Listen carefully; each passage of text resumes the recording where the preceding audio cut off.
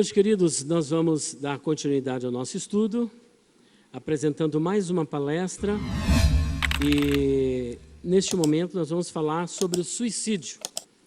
Suicídio com enfoque ao mundo cristão, em especial o suicídio entre pastores, porque nós temos visto nos últimos dias o que nós poderíamos até chamar de uma epidemia, ou quase que uma pandemia, porque nunca vimos na história do cristianismo tanto suicídio de pastores, de líderes, como estamos vendo nos dias atuais. E parece-me que é um verdadeiro efeito dominó, um efeito cascata. E, inclusive, eu assisti o vídeo do pastor João Flávio Martinez, que ele fez uma série de vídeos falando sobre suicídio. E de um incentivo que um moço teve, inclusive, do próprio pai, isso por conta da palavra de um pastor que, indiretamente, acabou incentivando aquele jovem a se suicidar para encontrar com o seu próprio pai. Então veja que nós estamos diante de um assunto bastante sério. E se nós examinarmos a história da igreja, nós não temos, por exemplo, esses casos no primeiro século, no segundo século. Muito pelo contrário, as pessoas morriam por causa do nome do Senhor Jesus Cristo, mas não tiravam as suas vidas. Nós temos relatos na Bíblia, por exemplo, de pessoas que desejaram a morte. E às vezes a pessoa, no estado de agonia, no estado de sofrimento, no estado de depressão, no estado de tristeza profunda, de perda, ele chega a desejar a morte. E nós temos, por exemplo, casos na Bíblia de pessoas que desejaram a morte, mas não desejaram se matar. Moisés, por exemplo, diante de tanta ocupação que ele teve, nós consideramos uma das causas, por exemplo, de esgotamento, que o pessoal acaba chamando de síndrome de burnout, né? É essa mesma pronúncia? Síndrome de burnout, que é o queimar, o esgotamento. A gente chamava de esgotamento, né? Tem o esgotamento espiritual e o esgotamento físico e mental. A pessoa chega realmente à exaustão, ao ponto de ficar desorientado e desejar mesmo a morte. Moisés, por exemplo, é um caso, parece-me que o primeiro caso na Bíblia de alguém que deseja a morte. Lá em Números, capítulo de número, acho que 11, se eu não me engano, Moisés ele está trabalhando com cerca de 3 milhões de pessoas, porque eram 600 mil homens, fora mulheres e crianças, 603.500 homens, então não era contado criança e tudo mais, então era muita gente. E ele adotou um método de liderança que nós consideramos na administração eclesiástica como liderança centralizadora. É aquela liderança onde tudo recai sobre o líder. Ele resolve tudo, é ele que faz tudo. Tudo na igreja, ele que decide, é ele que constrói, é ele que prega, é ele que canta, é ele que visita, é ele que transporta os crentes. Existem regiões onde o pastor, ele é tudo, ele é alfa, o ômega, é o começo e o fim. E aí, quando ele morre, o projeto acaba. O projeto acaba. Então, esse método de Moisés, que ele adotou para liderar o povo, é a liderança centralizadora. E quando você tem uma liderança centralizadora, você acaba caindo num ativismo ministerial. Você não tem tempo para respirar. Você não tem tempo para a família. Olha que você acaba arrumando briga com a mulher, porque a mulher vê a igreja como amante do seu marido. Não é verdade? Você só vive na igreja. Por que você não dorme? Bota uma cama lá. Então, são lideranças que, às vezes, não tem tempo para a família, não tem tempo para os filhos, está sempre em viagem, sempre em atividade na igreja, mas ele não tem um tempo para a família, um tempo para um devocional, um tempo para trocar ideias, um tempo de entretenimento, um tempo de reflexão. Então, ele acaba caindo num ativismo ministerial. Isso pode trazer para ele uma estafa, um estresse. E é interessante que a pessoa que não descansa, que o corpo precisa de descanso, ele acaba caindo no estresse. A consequência de um estresse contínuo é a depressão. E a consequência da depressão profunda, se não vigiar, aí entra a ação do mundo espiritual. Porque para levar a pessoa a tirar a sua própria vida, ele já perdeu já a noção. É como aqueles jovens. Nós temos casos na Bíblia. Às vezes quando a gente vai falar, as pessoas, não, porque querem sair na defesa. Os demônios, eles vão agir sim. Se você der oportunidade, ele vai agir. E aquele jovem, o demônio jogava ele na água, jogava ele no fogo, a fim de matá-lo. Então ele estava se suicidando, a bem da verdade, se ele morresse, era um suicídio. Aquele endemoniado gadareno, da mesma sorte, os demônios queriam ceifar a sua vida.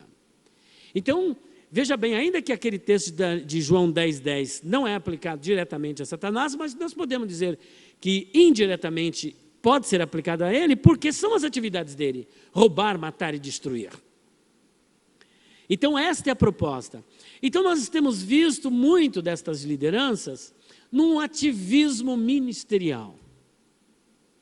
Porque hoje, infelizmente, há uma disputa muito grande, disputa denominacional. É como se as igrejas hoje fossem empresas. E as empresas, como elas estão se renovando e a tecnologia está tomando conta de todo o processo, se você não entrar na mesma visão, você acaba ficando para trás. E essa questão de megas igrejas e aqueles projetos, nosso projeto para esse ano é 50 mil crentes. Mas peraí, quem é que faz a obra? É o meu projeto ou é o Espírito Santo que converte?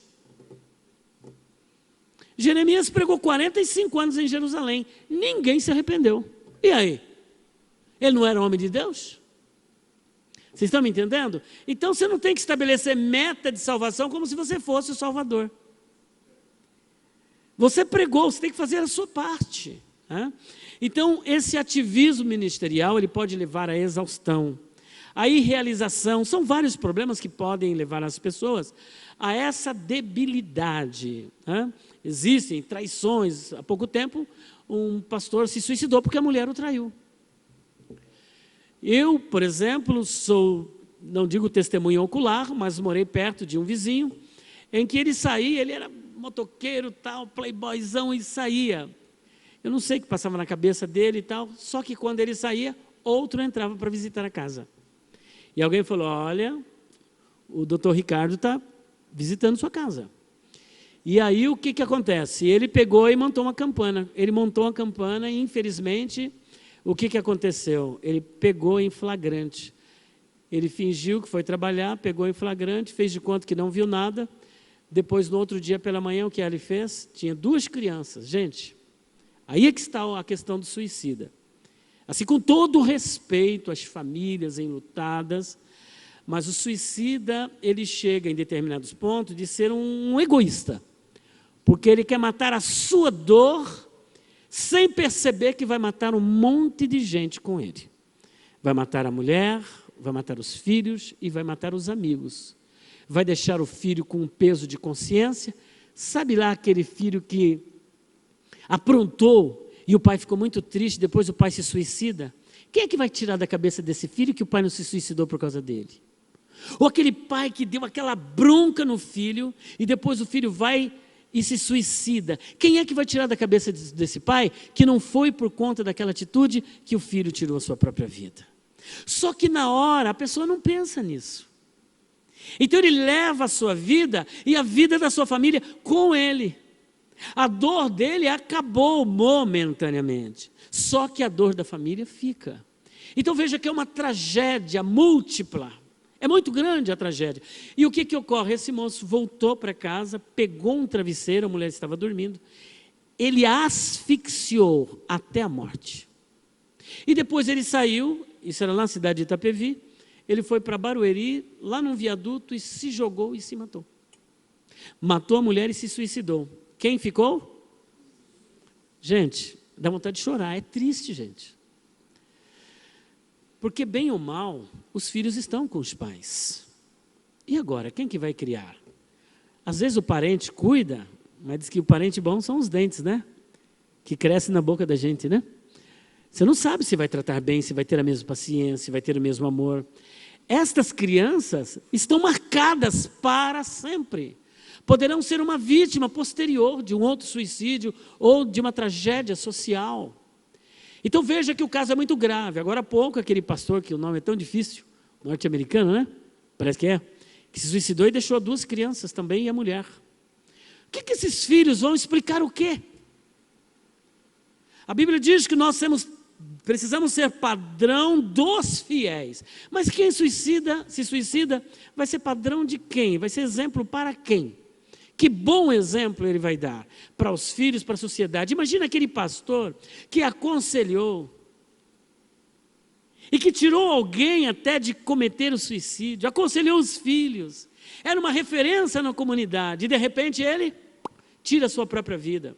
Nós levantamos a bandeira do cristianismo porque nós temos o Espírito Santo para nos consolar, temos Cristo para nos guiar, temos a verdadeira palavra, temos comunhão com Deus, estamos esperando a volta de Jesus, temos a melhor vida em todos os sentidos, psicólogos, sexicólogos, urologistas, psiquiatras, disse que o povo evangélico tem a maior probabilidade de ser feliz no casamento, de ser feliz no sexo, por conta da vida de comunhão que eles levam de oração. Agora, de repente, essa pessoa que era um padrão para a sociedade, escolheu como melhor opção tirar aquilo que melhor ele tem, e que na verdade ele não tem, porque o suicida, nós não somos donos da nossa vida. A vida não é minha, a vida não é sua, a vida pertence a Deus, somos apenas mordomos. Mordomos da vida, que a vida não é nossa. Mordomos do tempo, porque o tempo não é seu, você não pode controlar o tempo. Mordomo dos bens, tudo que você tem não lhe pertence, pertence a Deus. Porque se lhe pertence, quando você morrer, leve contigo. Cemitério não tem cofre e caixão não tem gaveta. Porque nada trouxemos para este mundo e certo é que nada levaremos dele. Tendo o que comer e o que beber, estejamos com isso contentes, felizes. Porque a nossa felicidade não está nas coisas. Se suicida quem coloca a sua felicidade, a sua esperança nas coisas, nas pessoas. A nossa felicidade está colocada em uma pessoa, na pessoa do Senhor Jesus Cristo. Ele é a nossa base, a razão da nossa vida, a nossa alegria.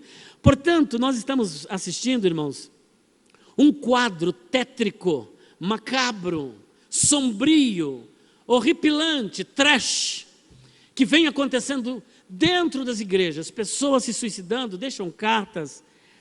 Agora, o pior de tudo é que existem pastores que estão incentivando o suicídio, principalmente o pessoal da comunidade reformada calvinista, porque eles acreditam que uma vez salvo, sempre salvo, independentemente do que você vier a cometer, você vai direto para o céu.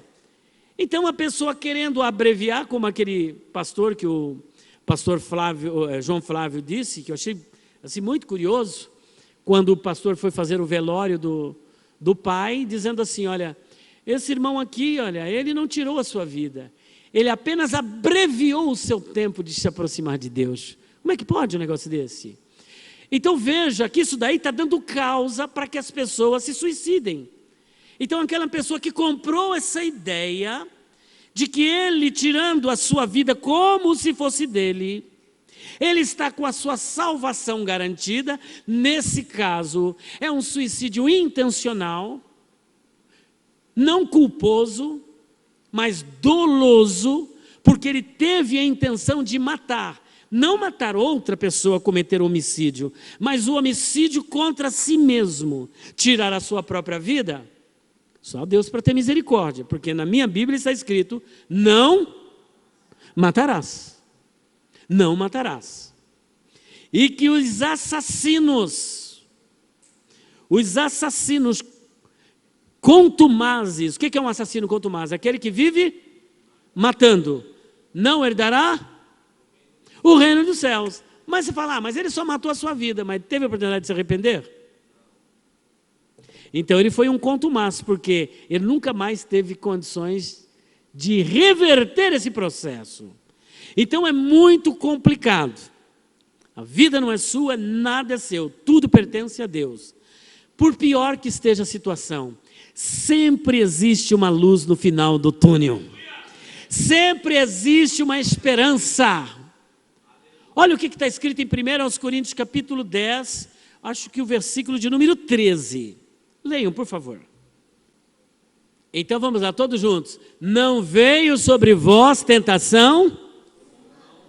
Continuem. Não vos deixará tentar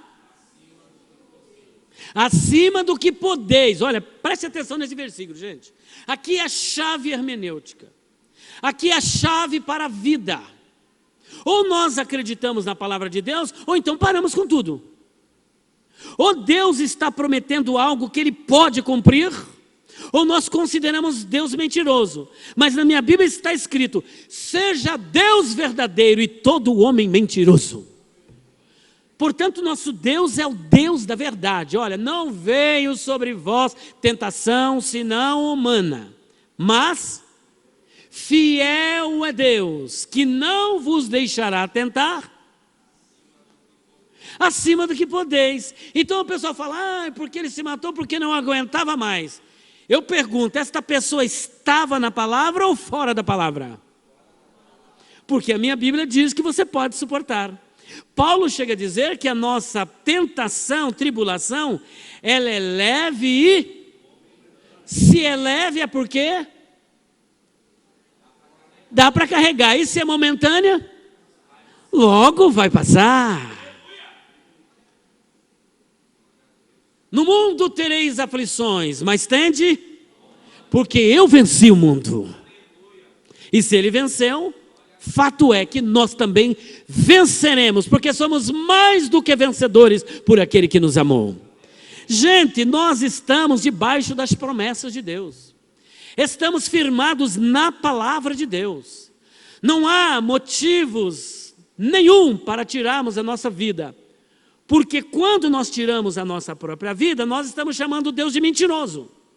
Segundo, mostrando que nós não acreditamos na palavra dele, que ficamos aqui nos enganando. Ou nós cremos ou não cremos. Portanto, a Bíblia nos dá respaldo, nos dá suporte para vencermos toda e qualquer tribulação.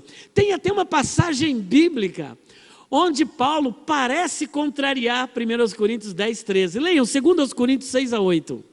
E vocês vão ver no final como é que ele vai terminar isso.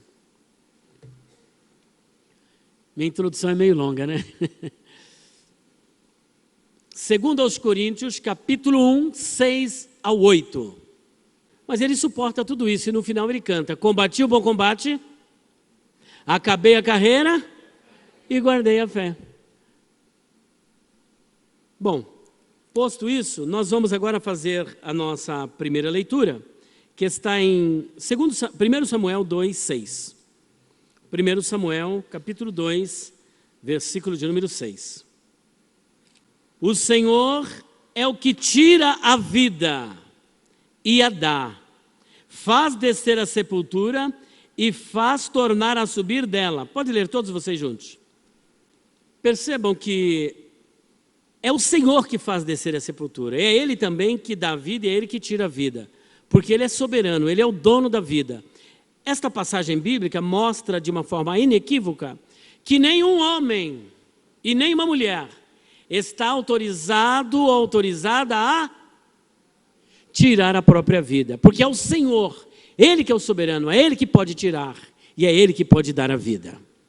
De acordo com pesquisas mais recentes, cerca de 800 mil pessoas se suicidam por ano em todo o mundo. Eu disse quantas?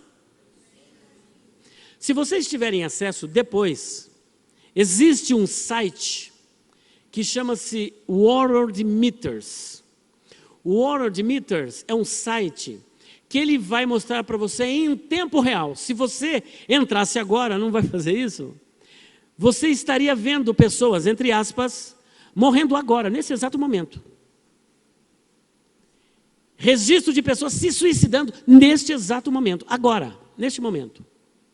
Ele está mostrando em tempo real, a cada segundo, as pessoas que morrem, as causas por que morrem, se foi de câncer, se foi suicídio, se foi de AIDS, se foi envenenada, o que aconteceu. Todos aqueles cujo registro chegam nos órgãos competentes, estão sendo registrados agora, em tempo real. Guardem isso, World Meters. É um site que apresenta à população mundial quantas pessoas estão nascendo neste exato momento e quantas pessoas estão morrendo. Quantas pessoas estão usando os recursos do governo na questão de saúde? Tudo o que está acontecendo no mundo, esse site vai mostrar para você, questão de doença, de tratamento, de tudo o que está acontecendo. E eu louvo a Deus que está nascendo mais pessoas do que morrendo. E por isso nós estamos aí à beira de uma chamada explosão demográfica. Já estamos caminhando para o número de 8 bilhões de habitantes no planeta. E nascem mais pessoas do que morrem pessoas. Então, através desse site, você vai acompanhar em tempo real. Não vai acompanhar muito isso, que vai dando um tédio, né? Porque é coisa de morte, só coisa de muita desgraça. Mas ele apresenta em tempo real. E de acordo com este site, 800 mil pessoas se suicidam durante todo o ano. Gente, isso é um número alarmante.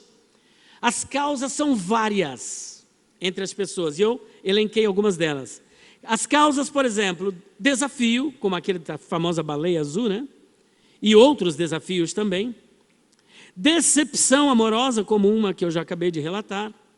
Vergonha, a rejeição, o orgulho, vingança, falta de esperança, falta de Deus, dívidas, frustração, traição, culpa, opressão demoníaca, depressão, esgotamento espiritual e remorso.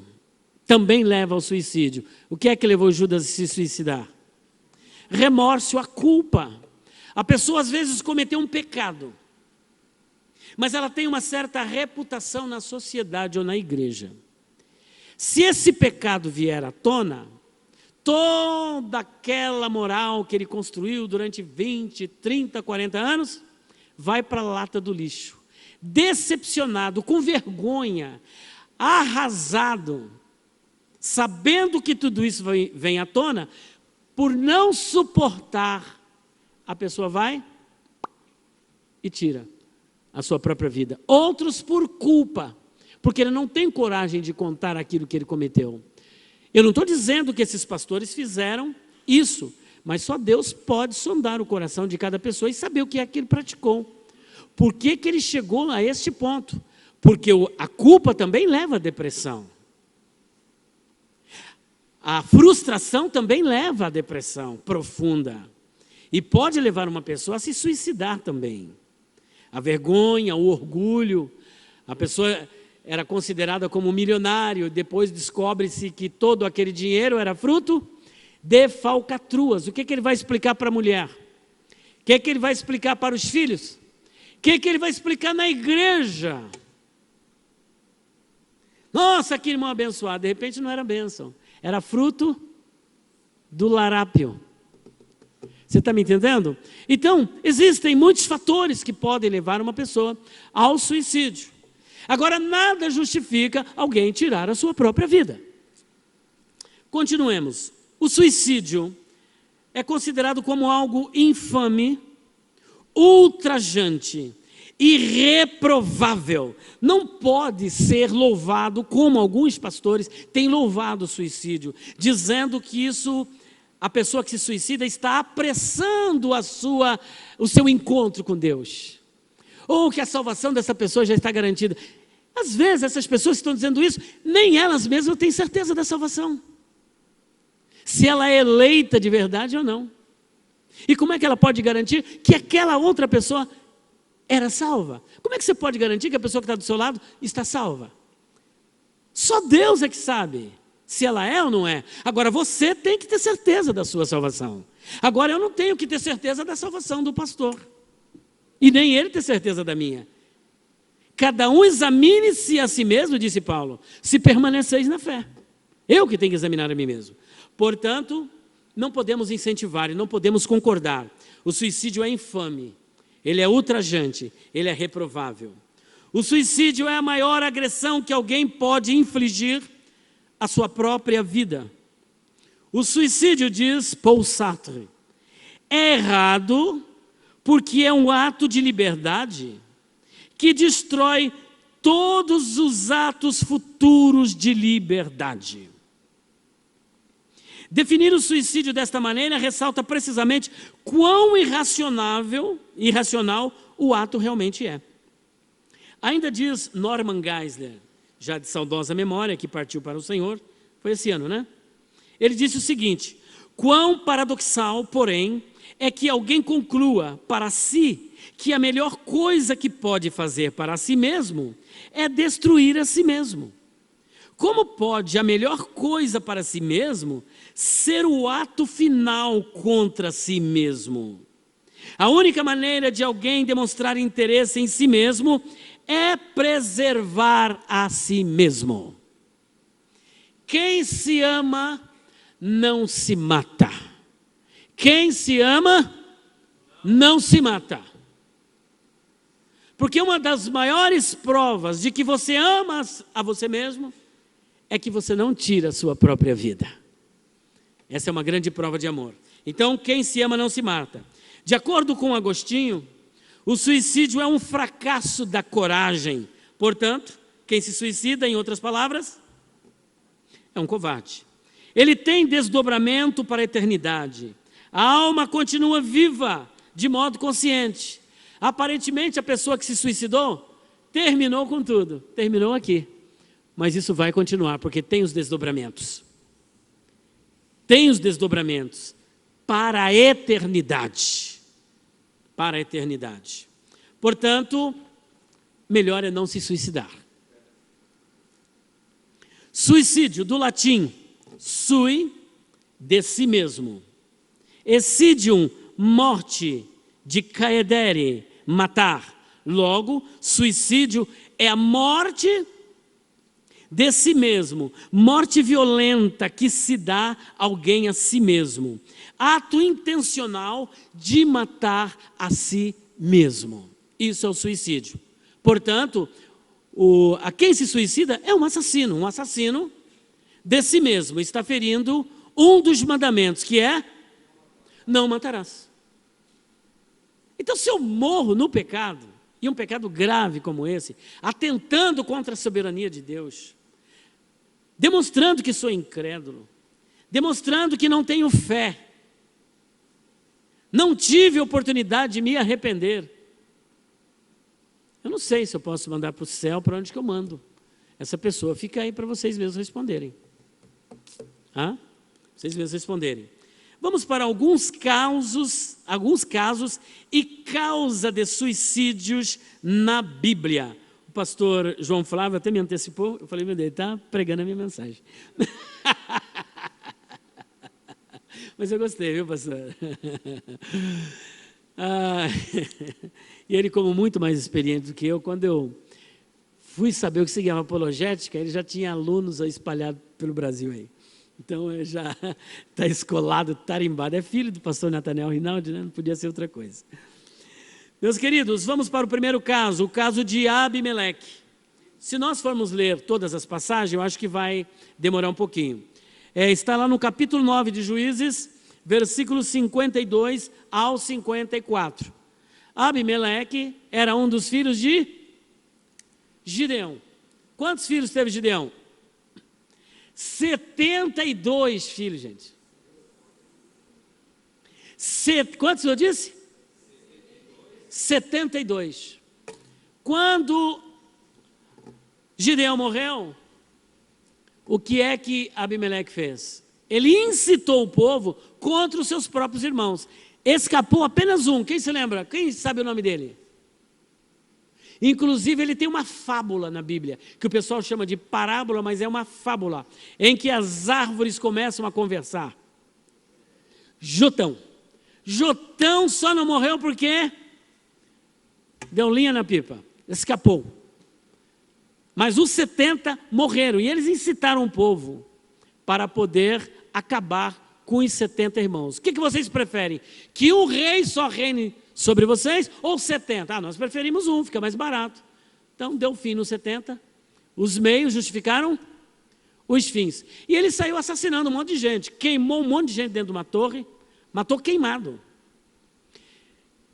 Só que depois ele foi para uma outra cidade, e ali a coisa ficou estreita. Quando o povo se viu encurralado, uma mulher pegou um pedaço, uma pedra de mó, um pedaço de pedra, e lá de cima mirou no coco de Abimeleque, e acertou o coco de Abimeleque. Veja só o que aconteceu. Ele, por orgulho, para não dar o crédito para uma mulher, porque de qualquer jeito ele iria morrer, mas para não dar o crédito para a mulher, o que ele pediu para o seu soldado, seu pajem de arma fazer? Pegue uma espada e me mate, para que ninguém diga que Abimeleque morreu pelas mãos de uma mulher. Aquilo foi um assassinato, foi um suicídio de si mesmo. Ele atentou contra a sua própria vida, pedindo para alguém matar a si próprio. Então é o primeiro caso de suicídio que nós temos na Bíblia, Abimeleque, e foi por orgulho a causa. Então eu cataloguei os casos de suicídio na Bíblia, e todos eles tiveram uma causa ligada ao pecado, ou de orgulho, ou de egoísmo, ou de vingança. Mas nunca foi um caso assim, não, porque eu estou meio deprimido. Por exemplo, dizem que Elias estava deprimido. E ele primeiro se esconde lá, ele fica debaixo de um zimbro, ele é alimentado, é animado por um anjo, depois ele foge e vai, ele foge não, ele com o ânimo daquela comida, ele vai e entra numa caverna e fica ali escondido. E Deus então se apresenta e diz, Elias, o que fazes aqui? Aí ele apresenta o quadro tétrico dele. E o quadro que ele apresenta é um quadro de alguém que está com um pecado de autocomiseração, com dosinha de si próprio. E ao mesmo tempo se achando a última bolacha do pacote, a última Coca-Cola do deserto. Ou vocês bebem essa ou morrem de sede, ou comem essa bolacha ou morrem de fome.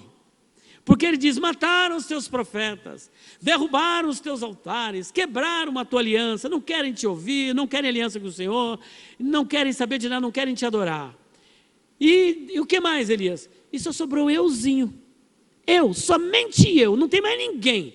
Se me matarem, eu estou aqui fugindo porque eu estou preservando a tua obra, para que a tua obra não sofra solução de continuidade, porque se acabar eu sou o único representante, sou eu que faço chover, o senhor sabe disso, e sou eu que meto fogo também, sou eu que ressuscito, não tem esses camaradas, que ele chuta, faz gol, ele vai para a trave, ele faz de tudo.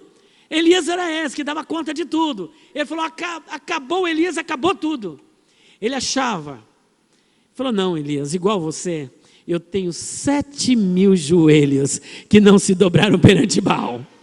Se você quiser ficar escondido, você que sabe, mas tem 7.000 na fila, doidinho para pegar o seu lugar. Então não pense que você é a última pessoa da igreja. Se eu sair desta igreja, eu sou coluna. Não, a coluna é Jesus Cristo. Ele é a base, ele é o fundamento, ele é a rocha. Sabe por que a igreja não parou? Porque ele é o cabeça da igreja. A igreja está fundada, firmada na rocha que é Cristo. Então não pense, não caia nessa, não caia nesse engano do diabo. Portanto, nós temos aí Elias, eu não sei se ele estava numa profunda depressão ou não, mas fato é que se ele estava nessa profunda depressão, uma coisa eu tenho certeza, o Senhor enviou um anjo, e o anjo não resolveu, o Senhor veio ele mesmo e resolveu o problema. E tem mais, Elias não precisou se matar não, falou, Elias, je fini para você, game over, eu estou te levando para o céu, e vamos no redemoinho. Não provou a morte. Gente, nós temos exemplo na Bíblia, então, que o Senhor manda o socorro. Ele manda a esperança, há uma esperança. Para a árvore que se for cortada ainda se renovará. E os que esperam no Senhor renovarão as suas forças, voarão com asas como águia, correrão e não se cansarão, caminharão e não se fatigarão. existe um renovo para a sua vida, existe uma restauração para você. Abimeleque, primeiro caso. Nós vamos... meu tempo já daqui a pouco. Saul é um segundo caso. Saul, quando se viu acuado diante dos inimigos, nós vamos correr, o que é que ele faz? Ele manda o seu pajem de arma puxar da espada e matá-lo. E por que ele quis fazer isso? Porque eu não quero cair nas mãos desses incircuncisos filisteus. Vaidade, orgulho. Acabou? My God. Zefini, olha lá. Meu Deus do céu. Acho que eu sou muito prolixo mesmo, minha mulher falou. Meus queridos. Oi? Pode concluir? 10 minutos? Tá bom. Então eu tenho mais 10 minutos para concluir. Aí eu falei, Zefini, ele falou assim, Zefini mesmo. Mas eu ganhei aqui um tempo de prorrogação. Vamos lá então. Os outros casos, rapidinho. Saul é um outro caso que acabou tirando a sua própria vida. E em sequência, o seu pajem de arma também se suicidou. As passagens 1 Samuel 31, 3, 4, pajem de arma 1 Samuel 31, 5. Depois você tem Aitofel, que era um conselheiro do rei Davi. Quando então Absalão ele divide o reino, Aitofel debanda para o lado de Absalão. Só que o que acontece? Deus confundiu o conselho de Aitofel para que Absalão ouvisse o conselho de Uzai, para que Absalão também caísse na armadilha e o reino voltasse integralmente a Davi. Quando Aitofel viu que o seu reino, que o seu conselho não seria seguido, ele falou, ser conselheiro é o melhor que eu tenho. Se o meu conselho não vale para nada, ele foi na sua casa, conversou com a família, colocou a casa em ordem, pegou uma corda e se enforcou, e se suicidou. Então veja, um caso de orgulho, um caso de vergonha, de humilhação, se sentiu humilhado. Outro caso de Zinri, que se viu cercado dentro do palácio, meteu fogo e queimou-se a si mesmo.